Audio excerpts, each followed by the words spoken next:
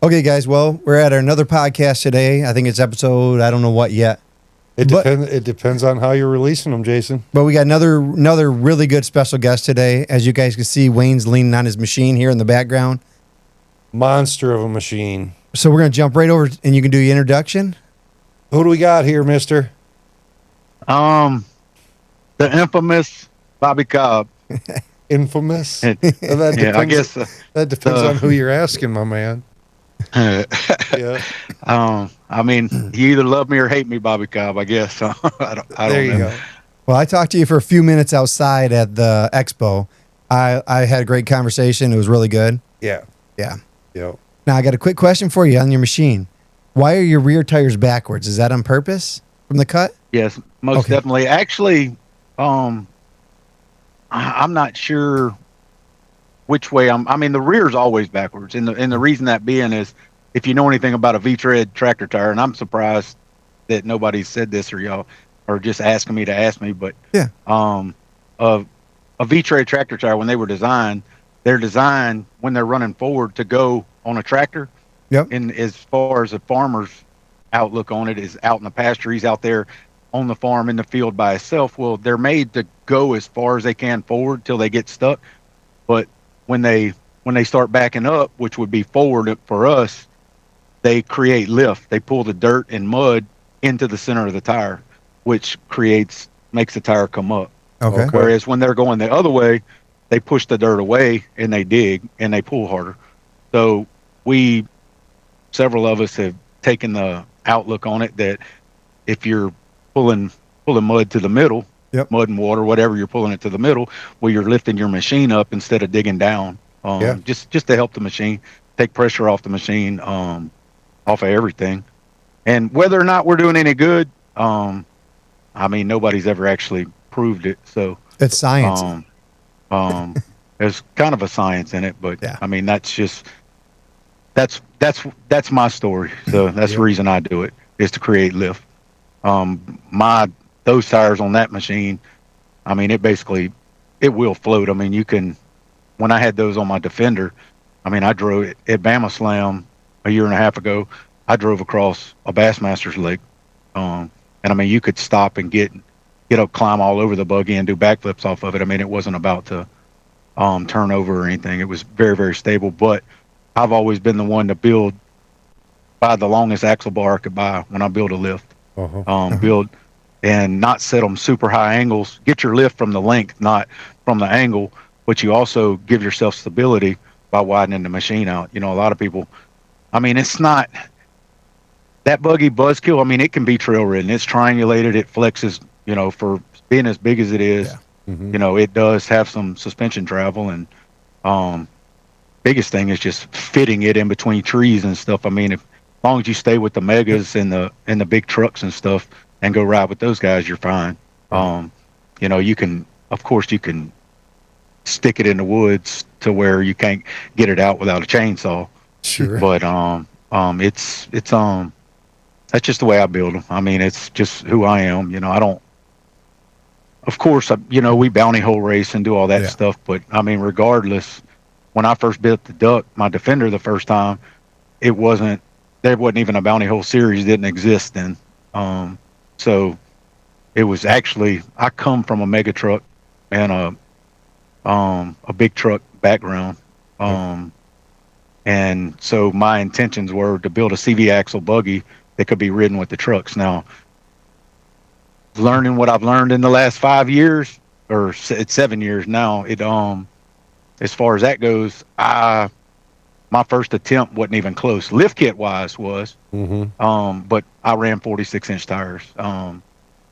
And there was Darren Beaner out of South Florida had a Razor. He still has it. In fact, it's funny I say that. He messaged me either this morning or yesterday morning about talking about he needs to sell it. It's taking up floor space. But he had 50s. He had the first set of 50s on a CV axle buggy. I don't care what anybody says. That's the truth. Not a lot of people saw it. We didn't have the parts when he was ahead of his time. The parts weren't there to keep. He broke something every single time he rode it. He had a lot of power in the motor back then, and just the driveline couldn't really hold up. That's before the TCP transmission cases, anything like that. Me and Skywalker came out. Well, Skywalker was, of course, built before the Duck was, but when I started building the Duck, Skywalker was only on 42s, and it was the biggest thing to be seen. And I bought 46s. Well, I'm real good at keeping other people's secrets and real bad at keeping mine. Well, I got a set of 46s and got them scooped and grooved. And first thing I did, my buggy wasn't even built. My lift kit wasn't even done. I went and posted pictures of them. Oh, Well, we show up. We show up to Sabine to race the first Engines and Egos race, and I was king shit for about 42 seconds. Pulled up in front of the Venom Waiters booth, and everybody's there, and I heard somebody say, "Here comes Skywalker," and I looked down. I got a video of it on my phone. I whipped my phone out and videoed it, and sounds like my house. yeah. It's all good. Producer's mad. Yeah. But here comes Skywalker, and it looked like it had 66s on it or something. It was only 14, 24s, only 50s. But I put my foot in my mouth. It was my fault that he had 50s because I showed that I had 46s, and Jason Gibson wasn't going to give me very long to shine as far as saying I had the biggest buggy. I still, now, with the size of the lift kit, 36-inch axle bars, he had 4 inches of tire on me, and I still had 6 or 8 inches of ground clearance. And I got a picture to prove it because I parked next to him and took pictures of it. When it was just because he had I had 6-inch portals. I think he had 8-inch portals. He had 8-inch portals and 50s, and I still had 6 or 8 inches of ground clearance on him. Oh, wow. Now, not so much anymore. I mean, well, it's out of control. I still can say I'm one of the biggest, but as far as getting out there and having a strong buggy that can get out in the worst mud and be competitive, yes, I have. But there's several of them right now that are just blowing. I mean, and mind blowing, and what they're doing, the power they're putting to the ground. Yeah. And I mean, I've got a lot. I've got 400 to the ground in mine, and mine is. No, it's nothing. There's a couple X3s that are putting a bunch of power down that are really fast, and everybody knows Jamie Casino's got that monster of a Pro R drivetrain he's got, and and there's another. It's top secret. I just happen to know the guy that's building it. There's another Pro R that'll be out sometime around the end of the year. That's it's got a turbo on it, and it's serious. It's very, very. I can't say I can't say anything about it, but it's coming, and I can't wait. In fact, I talked to the guy building it yesterday. I called him just because all that stuff was going on with Battle of the Builds coming up, and I jumped in one of Alan Booty's posts and was poking fun at him, talking about tug of wars instead of racing, because I ain't got unless they break, I don't have a chance in hell to outrun them. So we'll get a rope and see who can drag who. But I actually like tug of wars. It's actually pretty fun. I mean it's I don't even know the word to use. Exhilarating, not exhilarating. It's the first time I tugged with that buggy, it was on 44-inch boggers, and Mark Bazier, he actually drugged me with his black and orange buggy. Okay. And then we came back the next year to the same spot in Taylorville in Illinois, and Buzz looked like that. But it had those aren't my rims and tires. Those are Matt Miller's. My tires are actually a little bit bigger than those, but so me and Mark, we hooked up first, and I made sure that I was facing the way where there was a long way to go. Like, I gave him the short stick, and when they said go, I drug Mark. If they'd have made a hole I'd still be dragging him. That's a good feeling. I took him as far as I could take him without running it over anybody. The announcer was screaming, everybody was screaming, stop. I I was on it. And I mean, me and Mark are very, very good friends, and Yeah. Mark's responsible. He's responsible for Yeah. any bit of performance in that buggy. So, Yep. Yep. Yeah. He's a good dude. but it was truly a brotherly conflict. But Uh-huh. I made sure to redeem myself. Nice. Uh, Very nice. and even when he drugged me the year before, I don't know if y'all have seen the videos. I mean, I went down swinging. I had it. I spun him as hard as it would spin him. I mean, he drugged me. He drugged me off the pad with him, with all 4 tires smoking. So Okay. I put on a good show. So That's what you're supposed to do. Yeah. yeah, it wouldn't. I just didn't have the traction. Uh-huh. And people don't realize, you would think a big fat tire pulls better on a tug pad, and it doesn't. That tall skinny tire actually has more pressure. More pressure on the ground, even though I probably weighed more than he did. Yeah. That tall skinny tire on the tug pad's going to pull better than that fat wide tire, because you don't have the footprint hurts you actually, because you're not putting as much pressure on the ground. I didn't know that. I would have thought the other way. Yeah, you'd have thought. I would have too. Now, if I'd have filled my, there would come a point where weight would come into play. Mm-hmm. But we were close enough at weight that it actually hurt me. Now, if I'd have filled my tires full of water and put the weight on the ground, well, then I probably would have drove off with him. But as far as just empty air-filled tires, no, that tall skinny tire is going to pull better. It's all about the show. Yeah, at least from what you can't never tell who's going to win on tug pad. Yeah. You can't. It's always, you could hook the same 2 machines and turn them around facing the other way, and it might go the other way. Yep. So but anyway, I talk too much. I'm actually pretty good for this. That's We're good. exactly what we want. That's exactly what we were looking for. No, 'cause I was interested. I was listening. I'm like, okay, so I'm learning new things here. Yep. No, I Well, mean, you know, I do have a quick question for you though. All right. Why Buzz Lightyear? What brought you to the name? Are you asking this to start shit, or do you really not we know? don't. And Honestly, we don't. It's Buzz Kill. It's not Buzz Lightyear. It's Buzz Kill. It's Buzz Kill. Buzz Kill. No. And it was to kill Buzz Lightyear. Oh, So I don't know if y'all know who Buzz Lightyear is. we but don't. No, That's no. the owner and builder of Buzz Lightyear is like my arch nemesis. So Oh, Ah. do you want to? when I had the duck, and everybody knows, it's not no big secret. Everybody knows me and Brent Griffin don't like each other. So, Okay, Okay. and I never. The thing is, and he's gonna watch this. we can and take I'll it tell out. him, He started it. We We can take that. We can cut that part out if you want. Yeah. No. Do not cut that out. Okay.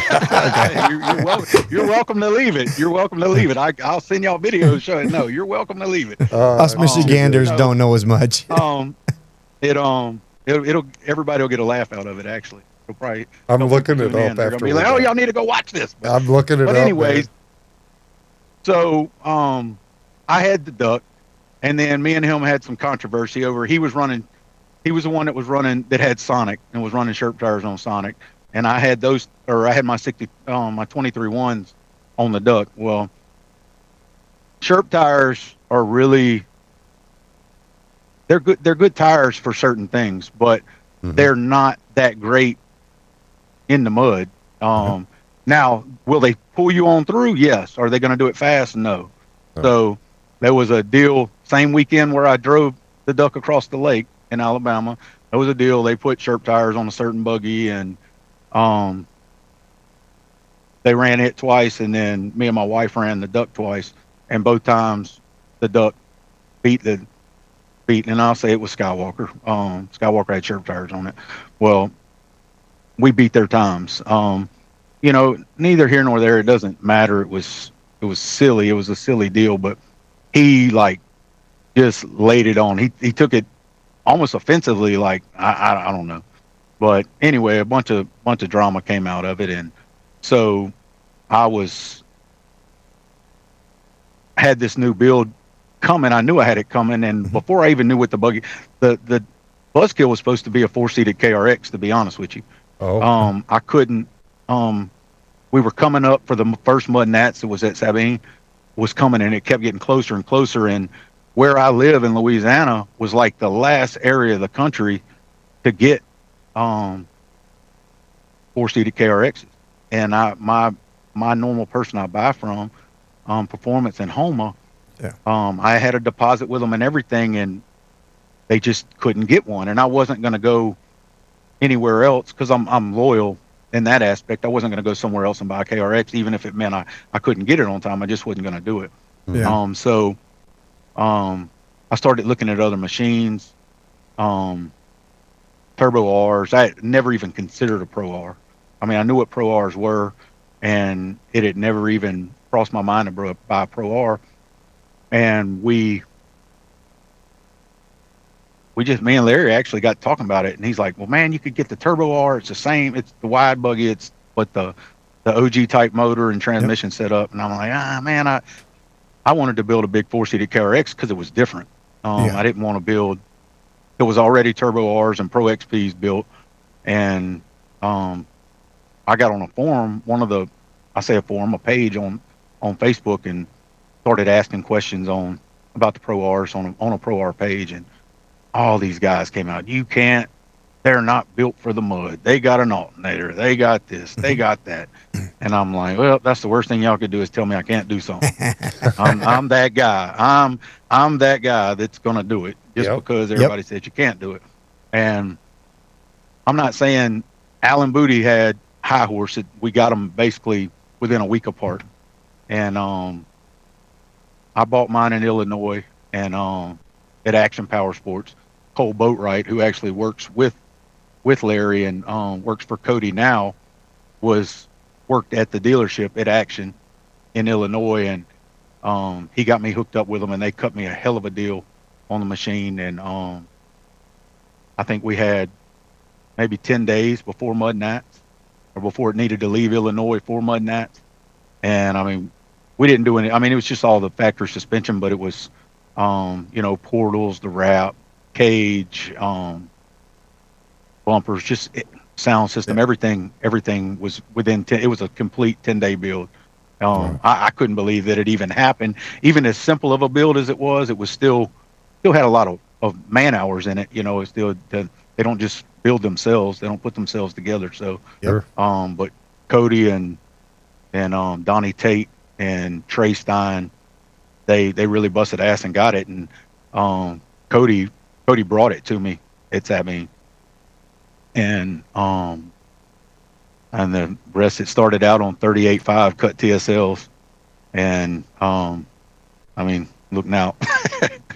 It really wasn't supposed to. I told everybody this one's just trail buggy, and it's not big, it's not going to be mud. And then the stuff with the TV show came around, and actually Larry ran it on 52s in the first season, and it did really well. In fact, it was really, I had it on 4-inch portals on cut 44-inch boggers, like where Mark dragged me, and that was my favorite setup. Like that setup with the horsepower it has now, man, I part of me wants to go bolt all my stock stuff back on it and get a set of 4-inch portals and another set of boggers just to see how fun it would be. Because it's big and heavy, but it's still fast. It'll surprise you. Like it's not a slouch. No. Even though it's big and tall it is, I mean, it'll outrun most stock buggies. I mean, to be honest with you, probably will. Sure. I mean, in a 50-yard dash, not. Yeah. Of course, it's geared so low, it's not gonna run 100 or 90 miles an hour like it did when I first bought it. But it'll run 50, right. 55, maybe even 60. Yeah. And it's a handful. It definitely a handful. I bet. But shoot, I got just the basic one. I keep rolling it. Yeah. It well, and that's what we're trying to decide. That was supposed to be my wife's buggy, and I've kind of commandeered it. But anyway, the way it ended up big, I lost track. Sorry. Bad about that. Oh, you're good.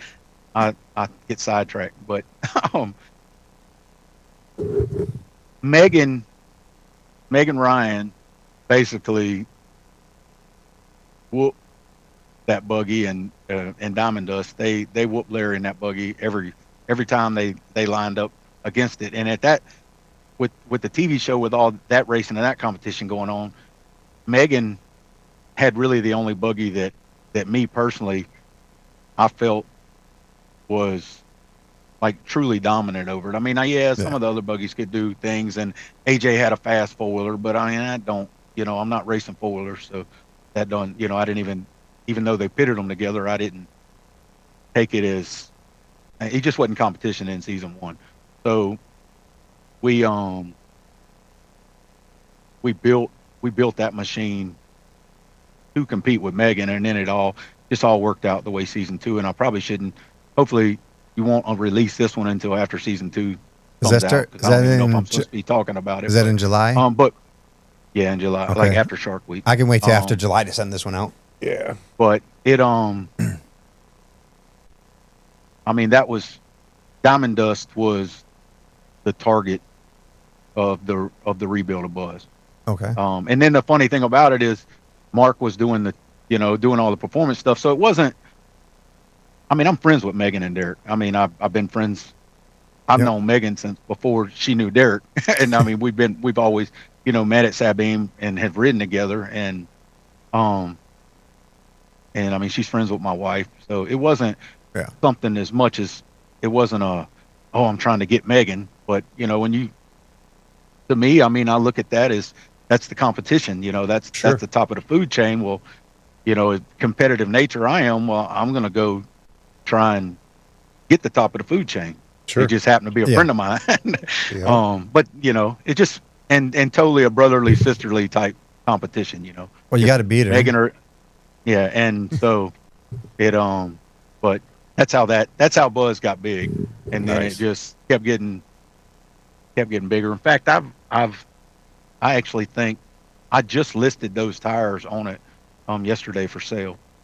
And, thing is I don't know, by the time this has come out, probably everybody will see it. I have a bigger set of rims. Okay. Some 72s on 38-inch wheels. Oh, Oh, wow. my. But I don't think I'm going to be able to like full send it. They're pretty big and heavy. Sure. But it'll be this creep around. But I'm gonna do a smaller set, something that I can Yeah. turn the power up and really spin. Yeah. Probably Well, in the 54 to 58-inch range. mhm. Try and make it a little smaller and a little more compact. So because I mean we're gonna ride that buggy. I mean I'm come hell or high water, it's going in the woods more Yep. than what people think it should. So, Well, you got to enjoy them. oh, most definitely. And I like I tell everybody, I drive an 18-wheeler. Obviously, I'm sitting in it while Yeah. I'm doing this interview, or podcast. But I love this more than I love off-roading. And I actually, they think, well, you don't never show up and you don't race hardly. And because I make so much money out here, I win a bounty course or a bounty hole or whatever you want to call it every Friday when I get a paycheck. And Yeah. Right. so, and being that I love what I do, almost to a fault, because I'd rather, I love my wife and I love my family. We don't have Yeah. kids, but we have dogs. But I just love being out here. I've been doing it 26 years, 27, almost 27 years now. Are you And- hauling chickens?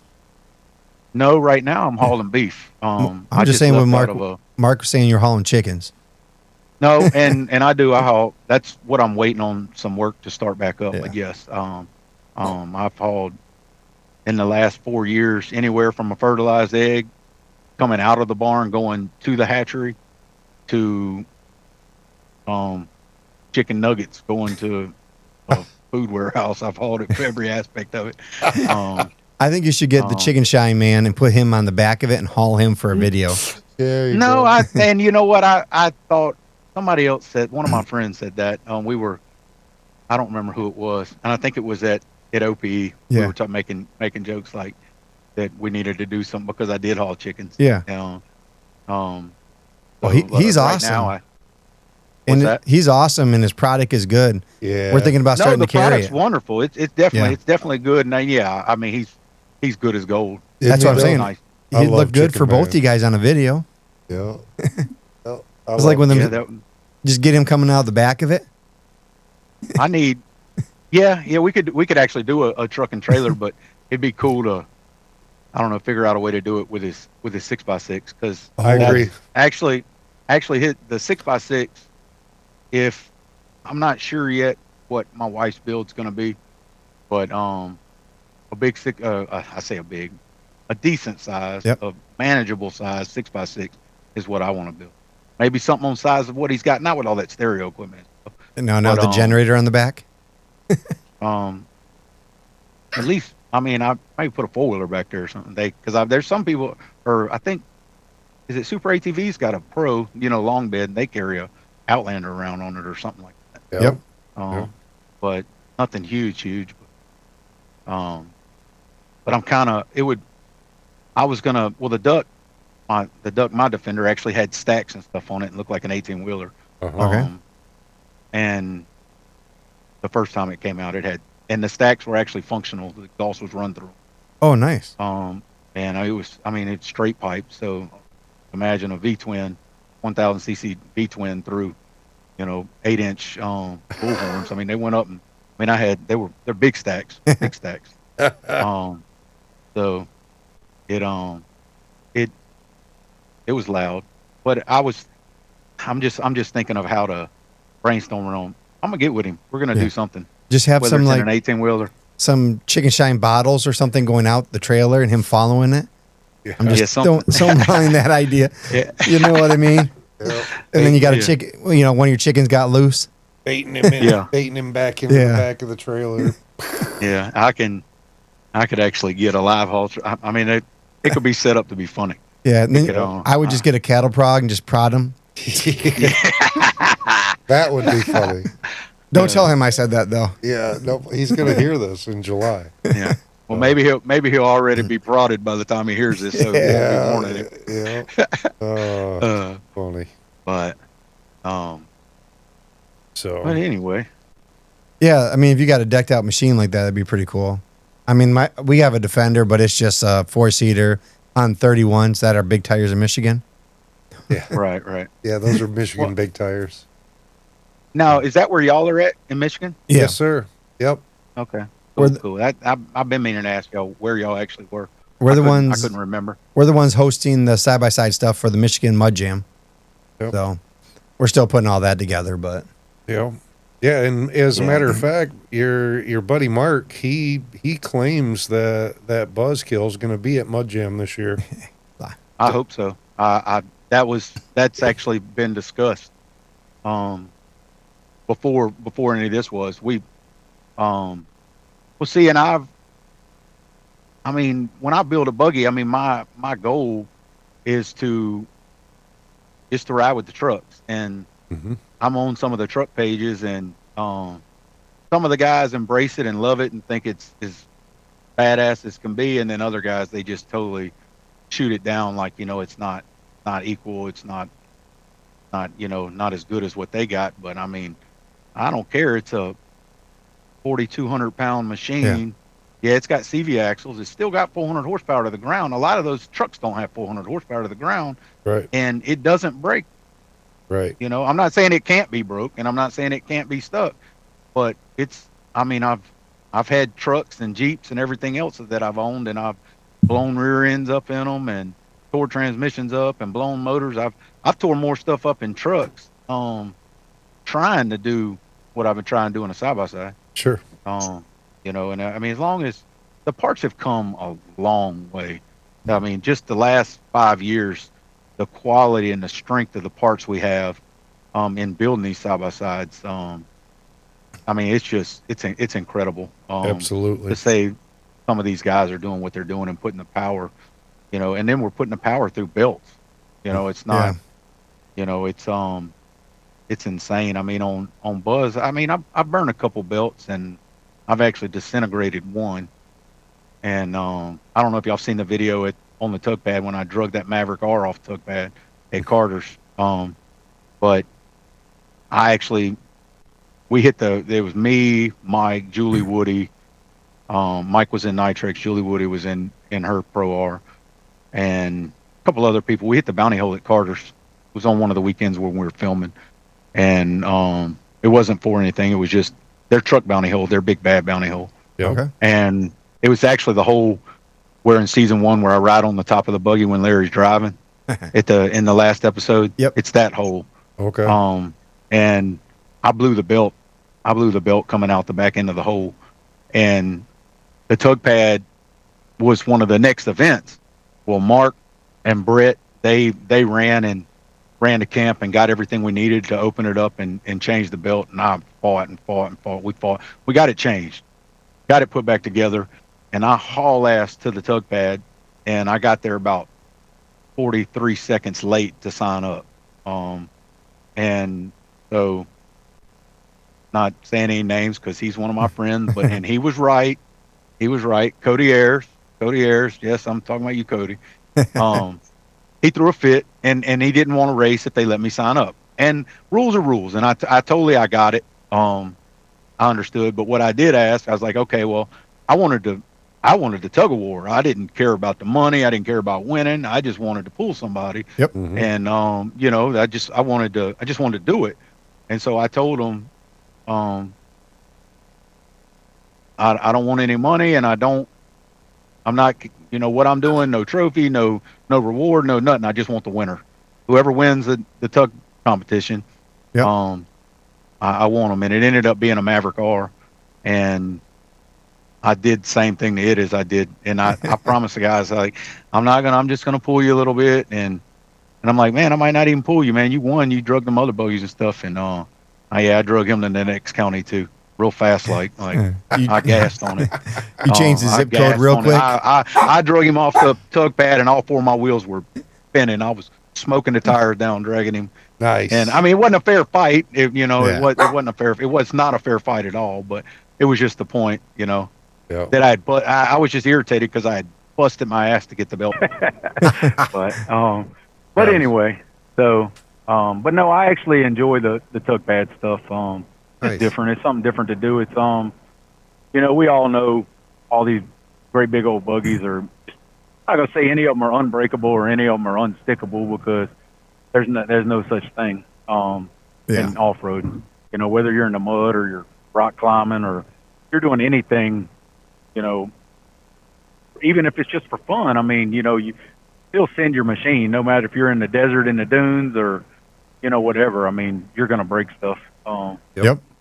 Anybody that says they don't is a liar, or they haven't done it. They're pretending they're doing it. So Mm-hmm. I don't care if you're driving to the grocery store, things break. Yep. yeah, amen, and that's you just got to be humble in all this stuff, and that way people, when you're humble and something happens, people don't mess with you as hard. But it's the guys that get out there and beat on their chest and act like they're indestructible and unstoppable, and that's the ones we rib pretty hard. I usually go to a corner when I blow a motor, and I'll cry for like 5-10 minutes. Yeah. And then I'll come back pouting like a little kid. I'm like, Oh yeah. can we go home now? No question. Yep. Yeah. I'm that You guy. know, yeah, it's I don't really.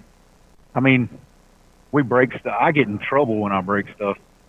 My wife gets so heated and so mad, and I'm like, man, and I just need to let her start driving more so that she breaks stuff, and then it's not bad. Right. Well, I mean, and that's yeah. that. I'm sorry, No, go ahead. but that's my goal really moving forward, is to get her in the driver's seat. And we plan on doing that. We both work so much, and a lot of people give us hell about not showing up a lot. But I mean, with everything with our other stuff going on with other family stuff and everything, we get there when we can get there. But looks like everything in the next 12, 18 months will kind of leveling out for us where we can get back like we used to, 5, 6, 7 years ago. But it was a different time too, because it was way easier to load a couple 4-wheelers and a side-by-side up. That the biggest, I mean, I had a Yamaha Grizzly on 6-inch lift and 32s, and it was as big as, as biggest 4-wheeler you could get. I mean, they did have a couple 6-inch Renegades out there with like 37-inch juggernauts or something, but that was as big as anybody had heard of. But even then, you could get 2 4-wheelers and a side-by-side on a 20-foot utility trailer. Right. And now you got to have to go to the mud park. For somebody like us, I mean, you got to have a full full setup. You look like you're going to a NASCAR race. Yeah. And then the tools and everything to work on it, and it's and there's some of these guys. I mean, we're poor. We just spend. Put it this way. I'm lucky that my wife loves mud riding as much as I do, because half of everything that I have, she pays for. So, a lot of people ask me all the time, man, how do you make all, do all this stuff driving a truck? And I make real good money. I'm a 6-digit truck driver, but I have a 6-digit wife too. So together we're strong. Luckily we just ride together. So, well, you got a wife that supports you on it. She's out making videos with you guys, doing other stuff. Even the new video I just seen her in the Dreadbone one. Yep. I mean, and she's helping she's a support rapper it. too. Yeah. And she can rap better than I can. I follow her. Yeah. I was going to say that. Larry made me get on the songs, and I mean, I'm interested in music, and I've always written poetry and rap lyrics. I come from an area of the country where underground rap and southern rap was a big deal. I grew up on like Violent J and Silent, those kind of guys from Detroit. And and it just, I was always working. I mean, I've got friends that been making music for since we were kids, and locally they've I got a couple of them locally in the Baton Rouge area that have made a living doing it. Locally they never blew up nationwide, but I mean they made enough money doing their stuff around town that they and across the South. But Larry is it's just, a lot of people don't know like Larry's whole story, but Larry's been making music since he was a kid. And he had a band. They made it all the way to New York or wherever it was to sign with a major record label. Their group did. They were kind of like the Beastie Boys, okay, type of rap, like a beat rock type deal. Had a drummer, had a DJ, had a guitarist or keyboard, something like that. I don't know. I might be saying that all wrong. He probably cursed me out, and 4 or 5 rappers. But they made it to the table, and they couldn't agree. They couldn't, they took a vote on it, and the vote was to wait and try and get another deal. Well, they never got another deal. And that Larry just kind of, I think at that point or sometime later, just stepped away from music because he was, disgusted because they had made it, they had been seen, they had made it all the way to where they needed to be. And some of the guys just thought that it wasn't enough. And, what Larry's deal was is, we had a deal, we should have signed it and let them make us famous. Yeah. And our next deal could have been the big deal. So, and with the music we do, I just basically made him let me get it on, but it's all iPhone. The beats are made on the iPhone. The recording is on this iPhone right here, right where I'm sitting right now. This recording booth. Yep. I record 90% of my music's recorded sitting in the driver's seat of 18-wheeler. No wonder you got so much padding behind you for the sound dampers and all the other stuff. Yeah. And we can, and I've definitely gotten better. I feel like I've gotten better. I'm still the weak link in the chain. There's no doubt about it. And I don't consider a lot of people, we have fans, we have people that listen to our music. The content of our music, it's for us. We'd be making it, we have fun with it. Mm-hmm. I went to Larry's 2 weekends ago or 3 weekends ago, in this truck, pulled up at Walmart close to his house. There's truck parking there. Mm-hmm. He came and got me. We went and picked Taylor, his oldest daughter, up, and we went and ate. What did we eat? We went and ate. Denny's. We had breakfast. We went and ate Denny's. We had breakfast for lunch, and then we brought her back home, and we went and sat at the movie theater in Vandale, Illinois, in his pickup truck, in the back corner of the movie theater parking lot, and recorded a song. And it's actually, I'm pretty impressed. It's going to be a pretty cool song, but that's how we do our music. And a lot, we get a lot of grief from certain people. We've got a group of haters that I don't even think they listen to any music. They just like to get on and, but if they're listening to it, nothing. You're getting the views. But Larry's deal is, we have no reason to go to a studio and waste time and money when we got all these all this stuff right here in front of us that we can use and make our music. People are listening to it regardless. We listen to it. I listen to my music every day. I've I love listened my to music. It makes me think about riding. It makes me think about stuff I like to do. It's not horrible. It's not the best, but it's not horrible either. But talent wise, Larry, Kyle Kane, Billy Butler, those three guys right there, and even my wife. My wife, actually, like when I was there when we recorded Knock Knock. I set everything up in the house. We hung. First, we did it in the kitchen, and it was too echoey. So then we went in our office. She works remote from home, so went in our office, hung blankets up, and to try and kill the sound. And when we put our headphones on, and I mean the microphone's actually the microphone on the phone, and so I'm listening in the headphones because we have a splitter, so we're both listening, and or she's listening to herself, but I'm sitting there listening to what's going on, what's being recorded. And when she first did her first verses for Knock Knock, I was just, whether or not you like the lyrics or nothing, just the skill set, just the fact that she did what she did on beat and almost perfect the very first time she ever recorded. I mean, it just like, I immediately like saved it, sent it to Larry, called Larry, woke Larry up like, dude, you got to hear this. I think it was like 1 o'clock in the morning or something. It was late. And I mean, she's a badass. I don't care what anybody says. Oh, the songs are awesome. Yeah, I can't even tell that they're on the iPhone.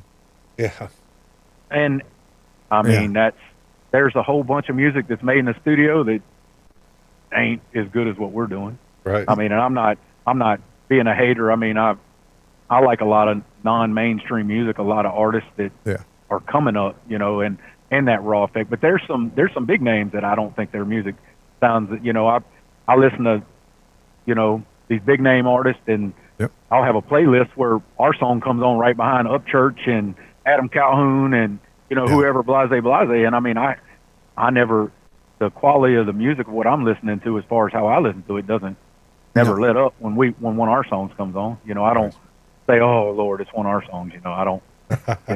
Right. Don't worry, I played your guys' songs at Silver Lake when we're riding the dunes. Yeah. So yeah. I'll tell you what, probably with the music deal, the most humbling moment I've had with that was to be at a off-road park and pass by a buggy and nobody know we're there. We went there just to ride and pass a buggy with 3 or 4 people in the buggy with our song playing and everybody singing one of my verses. And them not know that was me passing by. Them not even knowing I was there. That's awesome. And maybe they don't even know what I look like, but they were singing my verse and my song, and I mean, I got chill bumps just now just thinking about it. You know what? If you would have stopped them and just told them, they probably would have made their life. Yeah. I talked to them later. Yeah. I saw them again. That's awesome. And said something to them. In fact, we for a while, and we still do. I think Larry, for Memorial Day at Taylorville, I think he's going to bring 20 hats. I mean, he's going to bring all his apparel, but he's going to have 20 hats to give away whenever he catches somebody listening to one of our songs. Yep, I seen that. And we actually had made a bunch of Thug Nasty off-road music T-shirts, and for a while we were giving T-shirts away. I would come down and get one, but I already got 2 hats sitting here. Yeah, I got the Thug Nasty hat, and I didn't go over there. So yep, right here. Here's one that Dreadbone signed. Yeah, we made him sign them. We need some of these Bobby Cobb hats too. Yeah, we do. We do need one with Bobby Cobb signature. I know.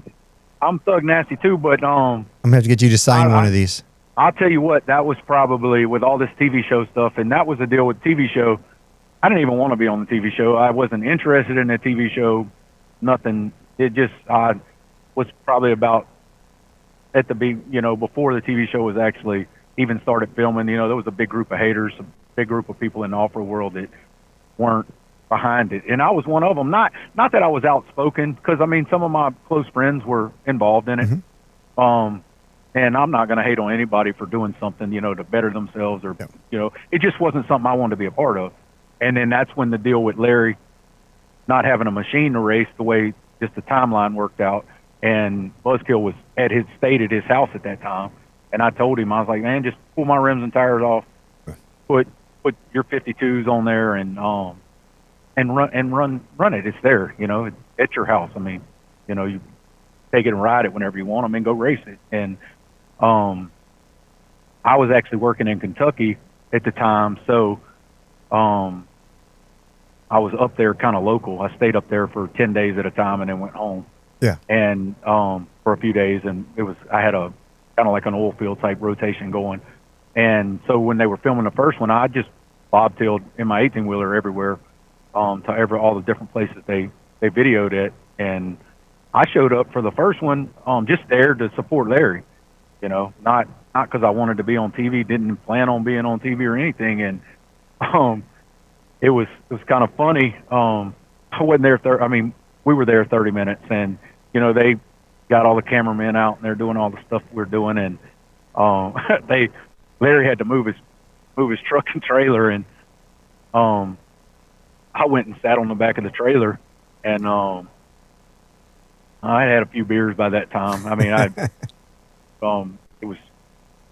anyway, I'd probably in the first 30 minutes or hour, I'd drink at least a 6-pack and had a buzz. Well, I'm sitting on the back of the trailer, 40-foot trailer, and screaming and hollering at him, trying to tell him and he really legitimately got mad. Well, they're videoing all this.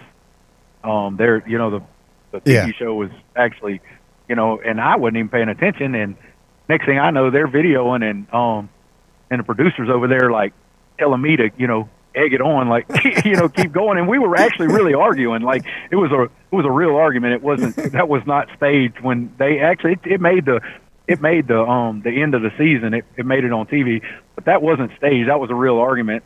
And I was just messing with Larry, but then I really started pouring it on, and we kept telling him, turn it to the left, turn it to the right. And I was telling him everything backwards, and he's screaming out the window, "Oh, you think you can back up better than me because you drive an 18-wheeler?" And nah. He was screaming, hollering, and so he finally he had enough. He jumped out the truck. He was ready to fight, and he was coming. He was coming hard, and I'm sitting there on the trailer trying just rolling, laughing, and then I guess he saw Aaron, he saw the producer, saw the cameraman, saw him filming, and he just threw his hands up and went back to the truck and finished backing the truck up.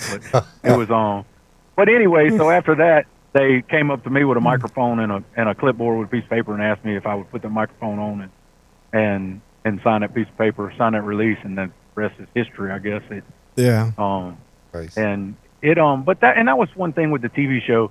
A lot of people, and even myself, I had to get there and see what was going on and see what they were trying to accomplish and talk to people. The TV show is not for the off-road world. It's not for the mud world. It's not for a single mud rider to watch. It's for the rest of the world. Yeah. Mm-hmm. They make money by making something interesting and selling commercials to these big, huge companies all around the world that want to put their advertisement on the Discovery Channel. Yeah. Yep. So they have to make a TV show. Are the racers that are on there, are they the best? Some of them are pretty good, but that doesn't mean that that's the top 6 or top 7 or top 10 racers out there in the world. But all those people on there are interesting. Yeah. I know some very, very, very good racers that couldn't talk 3 words in front of a camera without going duh, duh, duh, duh, duh, and Yeah. Yep. But that doesn't mean they can't get out there and whoop everybody's ass in the mud. But as far as it's a different animal to say you're putting that camera on you, and those people can't do what we're doing right now. Yeah. Yeah. Well, when you're on TV, it's a show. Yep. You have to be entertaining. It is a show, and it's I can't wait. I'm excited for season 2. Like, Nice. I'm really excited. Hopefully, if you see this after, if this comes out after, Yeah, it will. everybody know that I'm proud of season. I'm proud of season 1, just to say, no matter what, we got 6 episodes on Discovery Channel. Nobody can ever take away. No. Yep. Because for the rest of till the world isn't the world, you'll be able to go stream those episodes and watch them. So I can say, yeah, I was on TV. And I think that's cool. I think season 2 is going to be phenomenal. 9 episodes instead of 6, and it's there's really some good off-road stuff. It's just good. It's good. It's That was really that was really the really going to be census. good. Everybody that we've had on here all said the same thing. Season 2 was just so much better, and they were super excited to for it to be released. And like you, nobody's disclosed or said anything that was gonna leak any secrets or anything. Yeah. Except for the anticipation, and Yep. I'm really looking forward to it. Yeah. I'm gonna watch it Yeah, in my skivvies. it it's I'm excited. I don't know, because I'm not a full blown cast member. They did have a Mud Cup, which was an invitational type race series, Yep. and I'm one of the I got invited to it. I'm one of the racers on it, but I'm not even gonna say too much. Everybody, by the time this comes out, everybody else has seen it. But I think I did well enough that I should be invited back if they end up going with that format, doing a race series, a points series like that again. I mean, that's not set in stone. I don't know if I'm going to make it or not, but I think they'd have you back. I hope so. And regardless, I mean, they could kill me as a participant on it. I'm still going to be there with Larry. I mean, you're going to see my face, but just because I'm not going to let Larry not have my support, So I think, and I think part of Larry, because of what they've done with Larry, as far as he's the MC of the show, the mayor of Mudville, whatever you want to call him. I think he would rather me with him, doing all that stuff. I mean, that's how me and Larry met, was the bounty course. So, I mean, we just did number 12, and I had people that I've been friends with for a long time that had never been to a bounty course that were just coming up to me. And I mean, I don't feel like I'm some spectacular announcer, but it just takes, I don't know. It's not that it's being brave or being, I just more of not caring what people, like, I don't care what other people's opinion of me is. That's their opinion. It ain't my opinion. Yeah. I like, I just like supporting my peers. I like seeing the guys race. I like, I know most of the racers now. I mean, most of our racers are return racers. I mean, we had a few new racers this last time, but for the most part, there's the same group of guys. They don't necessarily everybody race every single time, but they come and go. We only had a few that have actually raced every single bounty course, but there have been some. And I mean, I just enjoy it. I enjoy being out there with people that like doing the same type of stuff I do, that just trying to be successful with it. And I don't mind not competing and not winning trophies and getting that recognition of being a good racer. I just soon be help everybody, help the show go on, help the show take place. And it's people, bounty courses, there's a lot to it. I mean, there's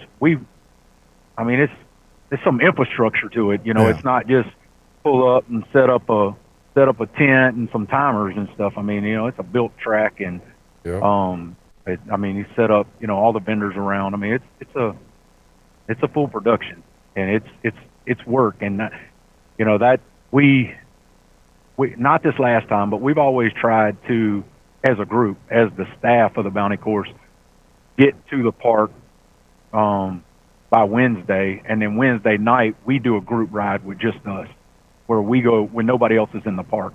We go and ride and have fun and drink and cut up, because we don't race on Thursday. But we don't like to go out on Thursday night or Friday night, because we have races to put on the next days. And I'm gonna promise you one thing: I've done it hungover, and it is not fun. No, like, it is not fun, and especially in the heat. The winter time's not as bad, but the ones in the summertime, it was one that I don't remember where we were at, because we've done other ones besides Boggs and River Run. We did Mid America, and General Sam's. It wasn't General Sam's. It wasn't the first one. I think it was one of the Boggs. And I'm gonna tell you what, I got hammered drunk on Friday night, and Mike paid me my money, but he told me he shouldn't. I mean, I wasn't myself. I was hungover. I didn't feel good. I wanted it to be over with. To be out there in the heat, in the sun, and I won't do it again. I might drink a couple beers on Friday night, but I'm going to bed. It's a learning experience.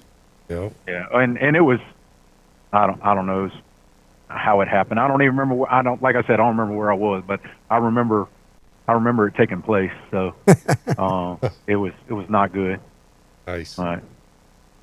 Yeah, a lot of that stuff. When we do only 2 events on the year, we do a short course one. We'll help somebody with another short course, and then we're going to do the mud bog one. But besides that, that's a lot of stuff to put together. Yeah. Man, it's people don't realize I was picking about just setting a tent and timers up, but even that, I mean, just to organize it and take the time to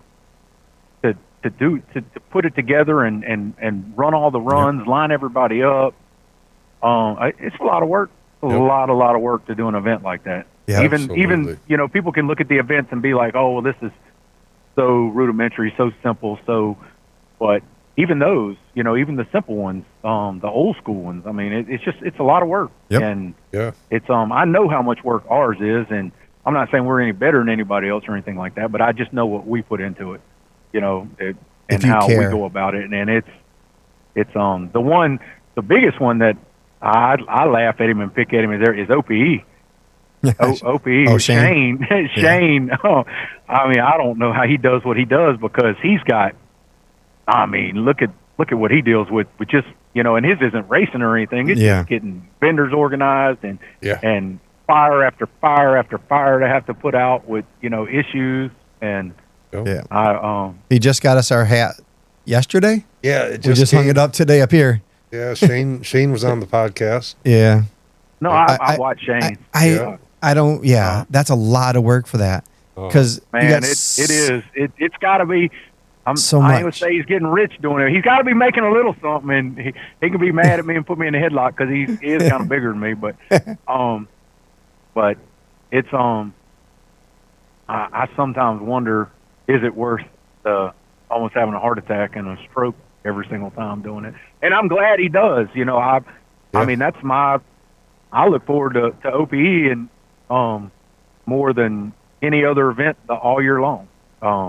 We go there and we socialize, and we're not in the woods, we're not in the mud, and it brings everybody together. Yep.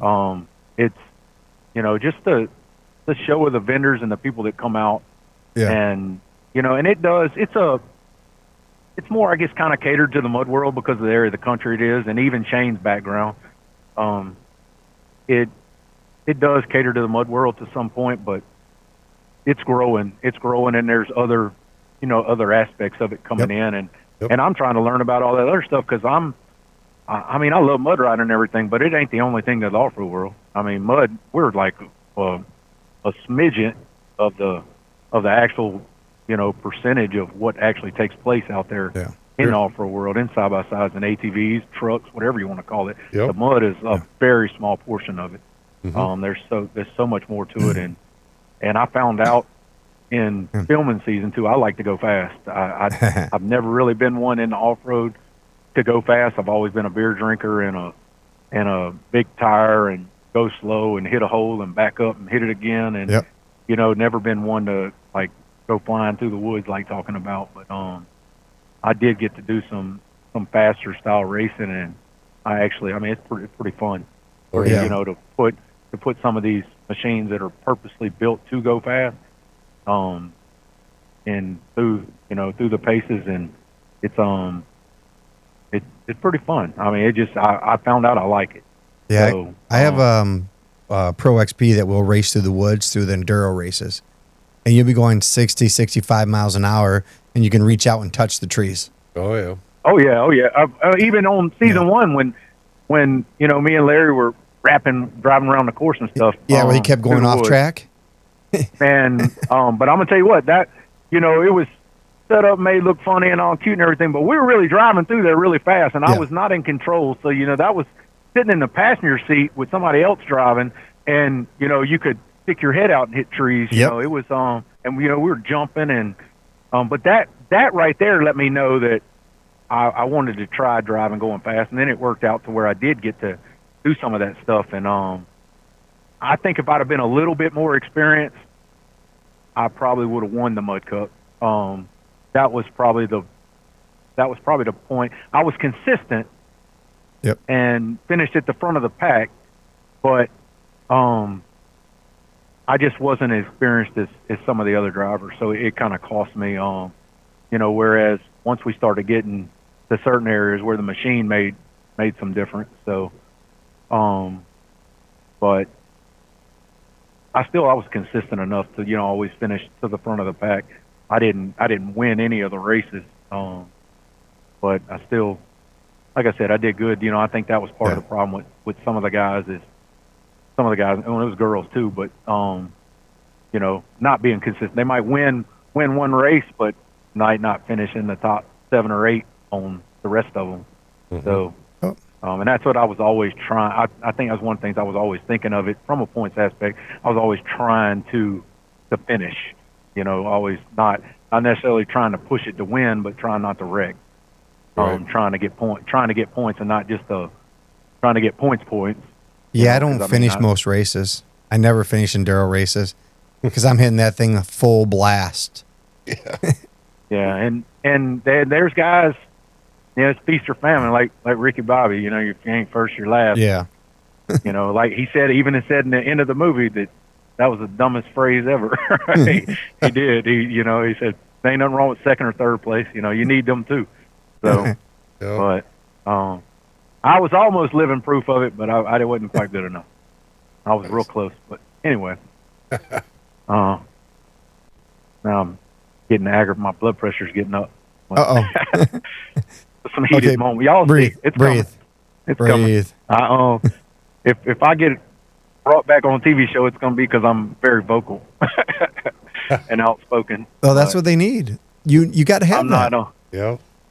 Yeah, and you most definitely do. And I'm the thing is in the heat of the moment, in the heat of battle, but in all actuality, every single one of the other people on the TV show, I'm friends with in some way, shape, or form. I'm friends with. I don't have a problem. There's certain guys that a lot of people don't like or this and that, but even the guys that everybody don't like, I don't have a personal problem with them. So you're not going to see me included in bashing on anybody. I have enough problems of my own to worry about talking about somebody else. Exactly.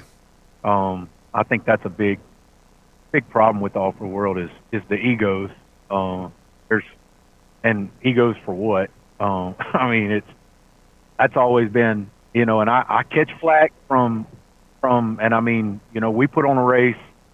I'm very good friends with I say very good friends. I'm friends or acquaintances with all the race promoters.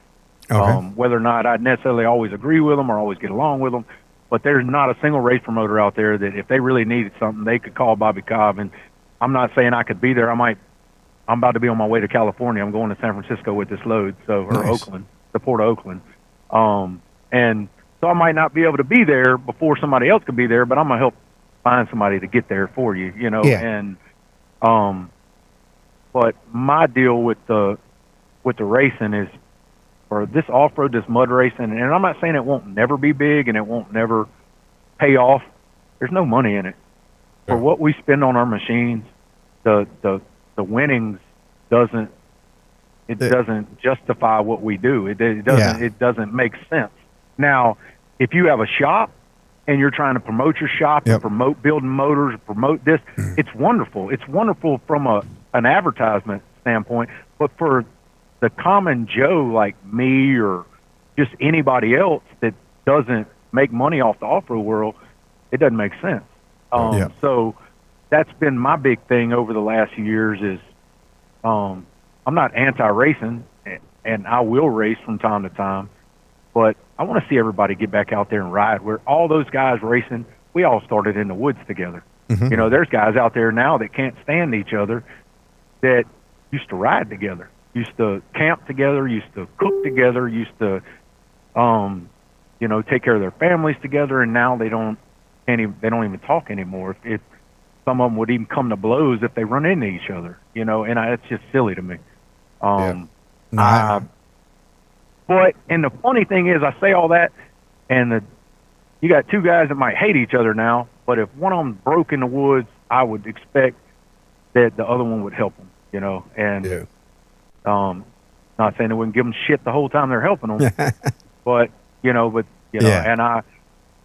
I've been broke in the woods a long way from, I'm not gonna say civilization, I call it civilization, but from camp, and had people go out of their way to help me. I mean, you never leave anybody stranded. No, we've done that. The only way I'll leave somebody is, and I really won't leave them, is if they refuse for me to help them. And I've had somebody that didn't like me that refused for me to help them, and I made sure they got help, whether they knew I was involved in it or not. Being stranded in the woods or in the desert or wherever sucks. Yeah. Like bad. And when you don't know how you're going to get, I mean, sometimes you can't, a lot of times you need machinery to get stuff out the woods, but sometimes you can't even get machinery to where you're at. Sure. Yep. And just to get it to where you can retrieve it is I preach that to kids, to everybody, newcomers, and just always you see somebody broken. Now, I'm going to tell you one thing. I have left people that, like, I got them unstuck, and I didn't leave them, like, stranded so far away from civilization they couldn't get back, but I've had people, I've gotten unstuck and go right to the next hole and get stuck again after I spent an hour getting them out, and I left them. Let the next person help them. But always go back and check. But if they're going to ruin somebody's night, they need to ruin theirs and sit there and think about it for a little while. Yeah. If you help, sometimes you help people too quick, and they take that shit for granted that you're going to be there to help them when they do it again. Yep. I've seen that happen a bunch. But, I'll be back in 8 hours. Let me know if you're still there. Right. Yeah. I'll check. Well, you should still be breathing when I ride back by. So, but I don't know, the off-road world. I mean, I love it, and it's still I'm not about to stop, but I still try and remind guys, why you're out here, where we come from, and why we do what we do. See, I get it, We have a place here like Silver Lake, which is kind of like only 300-400 acres, but it's just sand dunes. So for us to go there, it's small enough to ride, but it's more of just hanging out, where you stop at a spot and then you hit some hot laps. You're going 60, 70 miles an hour, maybe 80 if you're driving his machine. But then you stop and hang out, and it's a good place for us like here to do a lot of off-roading, where we can actually just hang out together, where it's not the competition of racing and other stuff. But in the short courses that we race up here, another guy like our friend Tim, he'll come over and help you get a stuck CV axle. He'll do anything you need to do to get you back on the race. And that's the way it's supposed to be. And that's the definitely. And I think when it all started, when the bounty hole stuff started, I mean, I guess you got so many, and I understand why certain promoters do things certain ways, and they make holes where they are passable. And now you've got skimming going on and stuff like that. But you've got one of the deals with bounty holes, and it's a big reason that the bounty course goes so successful, is recovery. So if you got a hole and you got 75 people signed up to race a bounty hole, which it happens, and you've got a hole that nobody can pull, well, your crowd what crowd you do have is about to not be there, because that's going to be the most boring, just hard to watch thing if the machine after machine after machine after machine just keeps getting stuck, whether it's in the same place or not. So some of these tracks have been in holes that I call them they're more tracks than they are holes, but have been made easier. And it makes sense from a production standpoint, from a putting on a show, from being entertaining. I mean, do I like skimming? No, I mean, I'm not gonna say anybody could do it, but it just not my style. It's not my style, Yeah. but my style isn't necessarily what everybody likes. skimming is really exhilarating and cool to watch. It is. It's just not my style. It's not how I want to race. And that's one of the things I've had to explain to people from my standpoint. Why am I going to bring my $100,000 buggy and race against 10 other guys that I don't stand a chance in beating? Why am I even going to drag that monstrosity away from the, it's a full-blown production just to get a buggy like that to the park and home, on the trailer, off the trailer, and do all that and go out there and not have any chance in hell to place or win anything. But I'm still going to build my buggy the same. I'm not going to not build my buggy the way I want it because I can't race it and can't be successful. And where I can and where I feel like I want to race or I see something that interests me, I'll enter it. I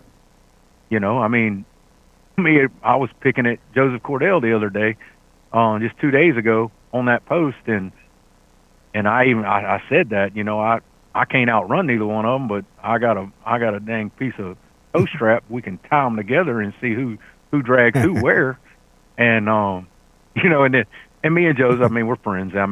We were him hauling back and forth and messaging behind the scenes and talking. Well, he got on there. He went through all this deal about, he weighed as much as I did and this and that. But then at the very end, he's like, I'm still not tug of warring with you.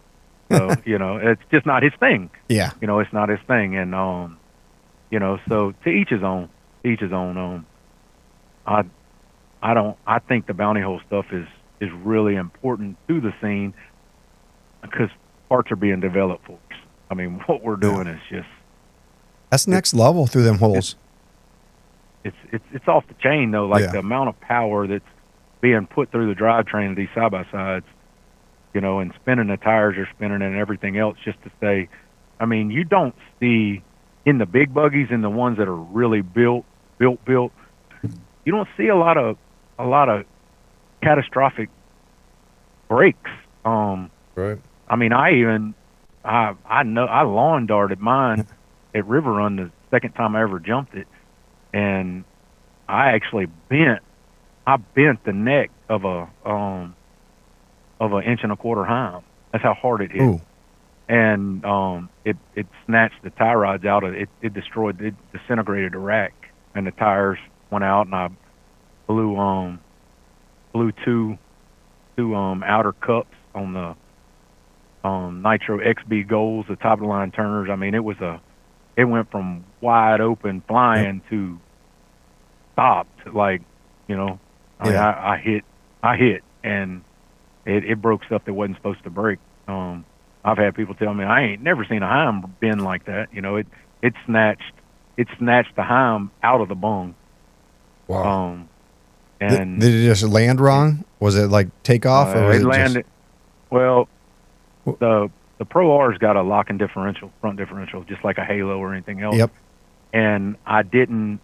Mine needs to be pulled. I need to pull it, and it doesn't always lock into 4-wheel drive.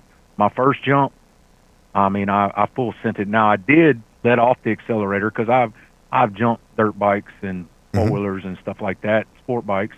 So I know I understand the concept of working the throttle to keep the machine level. You can tilt gas on it, make it pick the front end up or let off, and I understand all that. Well, when I jumped, on the first jump, I let off. I got up. I was in the air. That's the first time I ever jumped a side by side like that, and I let up off the throttle a little bit, and it started coming down. Well, it didn't nosedive, but it landed. The front tires hit first. But in that, and you'll see when it's on TV. I by far jumped further than everybody else. I almost cleared the water hole. It was long, but on the second, we raced the same person. We were racing side by side, and on the second run they made us switch lanes, and the diff didn't lock all the way in. So when I took off, the front driver's side wasn't pulling. Well, it tried to push me. It felt like it was pushing me. It doesn't look that drastic on camera. Yeah. Everything I've seen, it doesn't look that drastic, but it felt drastic. It felt like I was going to run over the buggy next to me because it was turning me into him. So I let off. Well, I let off, and I don't know if the diff locked but I got control of it, and I gas back down on it. Well, I didn't have enough runway to get momentum to make the jump. Well, you know, I took off just a little bit, and I mean, I nosed. I landed straight down, and it looked like the buggy was going over. But what I did, when I felt the buggy, the ass end of the buggy, like it stood up straight, and I mashed it to the floor, and just held the accelerator to the floor, and it set back down. And it was everybody, and it was a deep water hole, so I'd have been in a bind trying to get out of it underwater. And, I don't like that. I've done that. No, I ain't wild about it. You know, they want us to wear our seatbelts and our harnesses and all that stuff, and I try to tell them I don't mind putting a helmet on, but being strapped in a harness, you know, going in the water that, you know, deeper than your nose, you know, I'm not wild about that either. I'm not, and the jumping, it's cool and all that, but it and I'm built to jump, and I still don't know how wild I am about it. Well, it's just for the simple fact that it's I don't know. I'm not gonna say it scares me, but it scares me. Oh, it scares me. I was trapped 4 months ago. I was trapped underneath. I couldn't get the seatbelt off, so I get that. Yeah, I'm going to ask you a quick question on that one. I'm not going to say that Mark from Pandemic said that you're a half sender on that. No, he did. Well, he couldn't say that because I had to. Well, and I've explained myself to Mark. I come from a world that in a style of mud riding to where full throttle isn't necessarily a winner. No, I've seen, you know, traction is a winner, and sometimes full throttle helps and is more successful. But when I watch my machine and I listen to it, and Mark, of course, you know, we got a supercharged Pro R. Yeah, that thing's awesome. 400 something horsepower. Mark wants me to put the power to the ground and go, but I just don't ride like that. And it's not that I'm scared to send it or scared whatever, but I've been in plenty of mud holes to where I blew the hole up and didn't go nowhere. So all you're doing is you're slinging mud and water everywhere, and it, you know, you're not moving. Well, I listen to my machine and I watch my machine and I watch the ground and everything else, and I just ride a certain way. And you know, if the machine you let off the throttle some, and then sometimes the machine will take off. You know, it'll you know, by just letting off the throttle sometimes. And I've been guilty of not sending it full throttle. And I mean, it's some of the times he's been data logging and he needed me to be wide open throttle to, you know, to figure out what we need to figure out, how to adjust whatever. But I don't do full throttles. Not in mud. I've never been successful. Yeah. Unless I just drove through something like it was the parking lot. Wide open throttle ain't never worked for me very well. No. You know, I mean, and I guess that's kind of it. But wide open throttle, you're either going to blaze through something or you're not going to go anywhere. And now one time, I leaped off into a hole, but not anything drastic. And I had muck boots on, and I know better than to race with boots on. You know, I either barefooted or Crocs or tennis shoes, something where you can bend your ankles. Well, what it did when I hit it, it slid me back away from I didn't have my seat slid far enough forward, and I'm not very tall, and I have short legs. I never could get the throttle back to the floor because it had me, you know, pent back away from the throttle. So I'm trying to point my toe in a muck boot, and it wouldn't let me mash the throttle, and it cost me a win. But I lost to Taylor in the Miss Bossy buggy, the little black and orange buggy that we got. Okay. And thing is, you know, and I rode co-pilot with her when she beat me. And, you know, I was coaching her best I could. I mean, Taylor doesn't need a lot of coaching, but there was a couple spots where if I wouldn't have told her, she probably wouldn't have let up off of it, and she might would have broke something, like climbing a hill and stuff. But other than that, when we finished the hole and came up out the back end, I told her, I was beating on her helmet and screaming and hollering and telling her I was pretty sure she had beat my time. She only beat me by a couple seconds, but and she was screaming like, "Oh, there ain't no way, there ain't no way." And I'm like, "No, I'm pretty sure you just got first place." And I was more excited than she was, I think, at first, you know. And I'd have finished last place to let her win, but I didn't let her win. I mean, I tried to win. And that's the one that Mark's talking about. That's what got me that name, because I had boots on. And in my defense, but I guess it's really not a defense, because it was I had the boots on. I don't even know. Well, it's a learning. I shouldn't have had them on. It's a learning curve. It ain't even learning. I know better. Like that's something I know better than. And it was just the day, and I don't even know why I had them boots on. I don't know why I left camp in them. But it just, anyway, it screwed me. It cost me like $750. So, and then I tried to get Taylor to give me some of her $1,500 winnings, and because I coached her to beat me, and she wouldn't give me no money. I was kind of sad about that. I get 10%. 10%. Come on. Exactly. Yeah. I didn't even want 10%. I just wanted $100. So, you know, she 10% been 150, and I would have been good with 100. So just as a tip, but well, guys, we got done with the podcast. I mean, we learned a lot about this. Yeah, Bobby's a cool dude, man. Yeah, cool dude. You know, Mark, he nailed it. He said you got to talk to Bobby. I'm super glad we did. Thanks, Mark, for setting that up. You had something to do with it. Yep. So yeah, that's about it, guys. Thank you very much. Well, I appreciate it. If you guys aren't following Bobby Cobb, make sure you go follow him on the social media, Facebook, Instagram. Absolutely. Yeah, follow him. Great guy. Yep. But we'll see you guys in the next video. Bye, guys.